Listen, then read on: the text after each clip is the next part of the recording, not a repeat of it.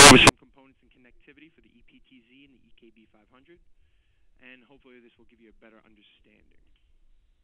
Okay, first we have the component for all the PTZ models, 100, 500, 1000, 3100i, 3100, and the 36.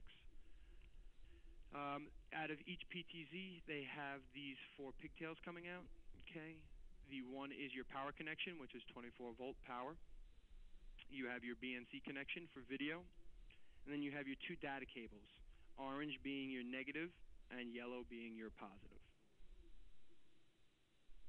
Okay, this is the components for the EKB500 wiring box. When you purchase the EKB500, it will come with a little wiring box inside. Okay, they're all centralized inside this wiring box, and this diagram here shows you the data and power connections for the PTZ and keyboard. Okay, this little wiring box supplies both the data from the PTZs and the power to the keyboard. Okay, this is a chart here. Again, to the right, you'll see that's the little wiring box. Okay, your white is your power. That's and the black is your ground, and then you have your orange, which is your negative data control, and the yellow, which is your positive data control. Now, if you choose not to use the wiring box, you can connect directly with a Cat5 twisted pair into the RS-485 ports on the back of the EKB500. You just have to wire them up as it's seen on the left. Pin 1 would be your 12-volt DC. Pin 3 would be your RS-45 plus. Pin 6 is your RS-45 negative. And pin 7 is your ground. Okay, understanding the connectivity. There are 2 cables that carry the data signals per component, one positive and one negative. These connect to the components for interpretability. Okay, you'll see on your chart to the right, you'll go down the positive line, the PTZ again, the yellow data cable is your positive, which would connect into the EKB, which is the red coming off the wiring box. And then it connects into the EDR, the EDVR, using the white-green pin, which is connecting into pin 3. Then going down on the negative side for the data transformation, you have the PTZ, which is the orange wire. Out of the EKB wiring box is the black wire lead.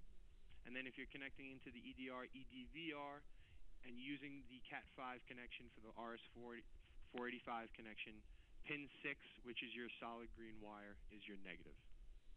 Okay, and you'll see to the diagram to the left, it's a quick understanding of how it would go. Out of the EDR, EDVR, you have your positive, okay, which is your green-white, and you have your negative, which is your solid green, connecting to the positive out of the EKB, which is your red to the green-white, and then your negative out of the EKB, which is your solid black to the green. And then from the PTZ dome, you have your orange, which is your negative, connecting to both the black and the solid green. And then you have the yellow, which is your positive, connecting to the red and the green-white. So you have all your positive leads and all your negative leads run to the same area.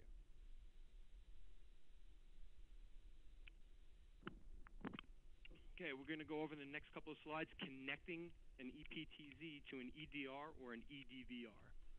Okay, the EDR DVRs offer PTZ controls remotely through the web page. Okay, and the EDR EDVR series interface with RS-45 connections. Okay, the materials that you will see is an EPTZ dome camera and the EDR EDVR series. Okay, on the back of the EDR EDVRs, there's an RS-45 port.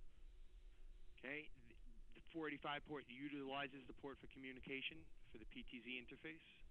Okay, and RJ45 is used to interface with the port on the back of the DVR. Okay, remember when connecting the PTZ camera, pins 3 and 6 are used to interface with the positive and negative terminals respectively. And you'll see down here in the small little diagram of the Cat5 going in, you have your pin 3, which is your green-white, as your positive, and pin 6, which is your solid green, as your negative. Okay, and on the other end of those leads, that would lead up to the dome. Again, 6 or your solid green connecting to the orange, and pin 3 or your green